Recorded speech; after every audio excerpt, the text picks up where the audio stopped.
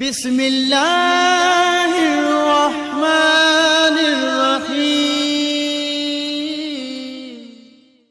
لا حول ولا قوة الا باللہ العلی العظیم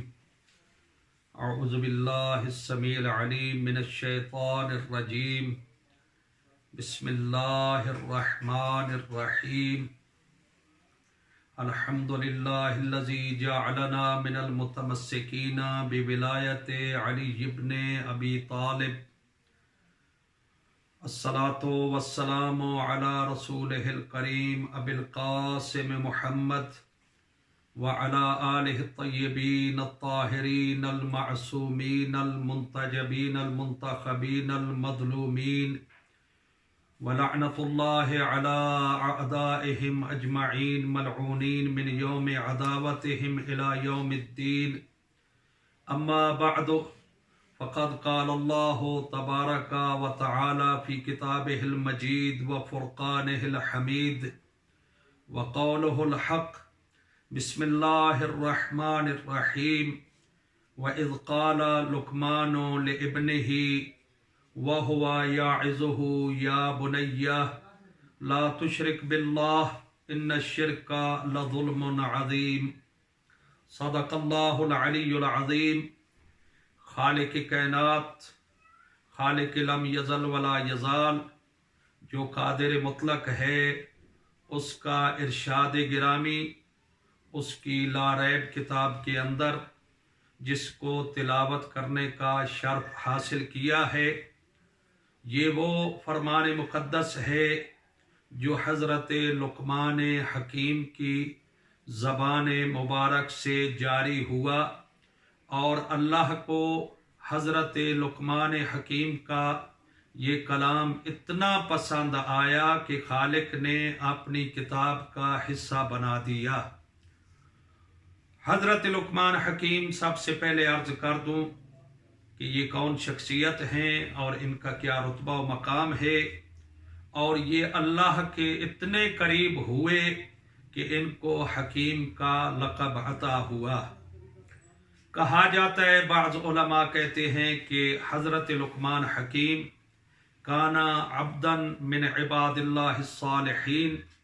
کہ اللہ کے نیک بندوں میں سے ایک بندے تھے اللہ کے۔ اور بعض دوسرے علماء کا ارشاد ہے کہ کانا نبیا من انبیاء اللہ،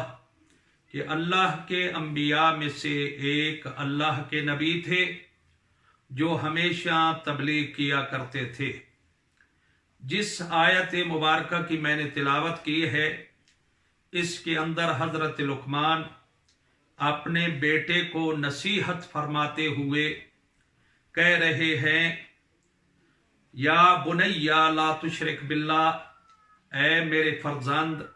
اے میرے بیٹے، اللہ کے ساتھ کسی کو شریک نہ ٹھہرانا، ان الشرک لظلم عظیم، کیونکہ شرک ظلم عظیم ہے۔ اللہ کے ساتھ کسی اور کو شریک ٹھہراؤ گے تو گویا ظلم عظیم کے مرتکب ہو جاؤ گے، لہٰذا اس سے بچ کے رہنا۔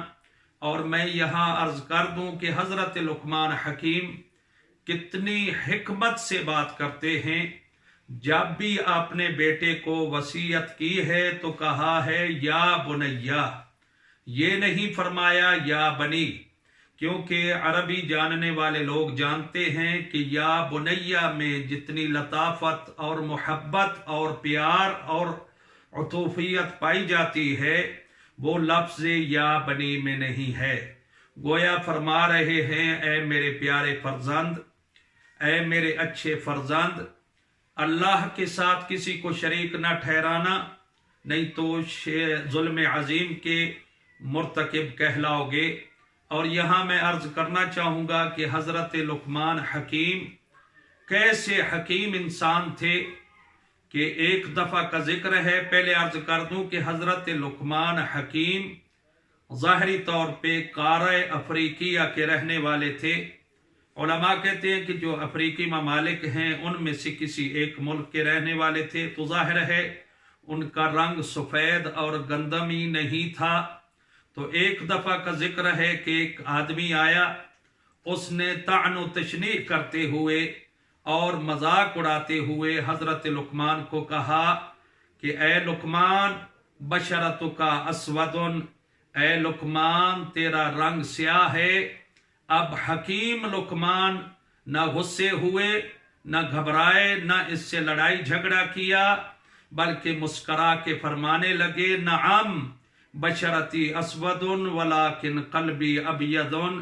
ٹھیک ہے میرا رنگ جسم کا سیاہ ہے لیکن میرا دل سفید ہے، یاد رکھو۔ اور پھر اس نے کہا کہ تیرے ہونٹ شفتا کا غلیظتان، تیرے ہونٹ بہت موٹے اور سیاہ ہیں۔ تو حضرت لقمان مسکرا کے فرماتے ہیں نعم شفتایا غلیظتان، میرے دونوں ہونٹ موٹے بھی ہیں سیاہ بھی ہیں، لیکن یخرج منہما النور اللہ، لیکن ان دونوں سے ہمیشہ ذکر خدا اور نور خدا ہی نکلتا ہے، اور نور خدا ظاہر ان ہونٹوں سے ہوتا ہے۔ تو یہ تھے حضرت لقمان حکیم۔ اللہ تعالی ہمیں انبیاء اللہ اور عباد اللہ الصالحین کی سیرت پہ چلنے کی توفیق عطا فرمائے، اور ہمیں کلمہ حق کہنے کی مزید توفیق عطا فرمائے۔ والحمد للہ رب العالمین۔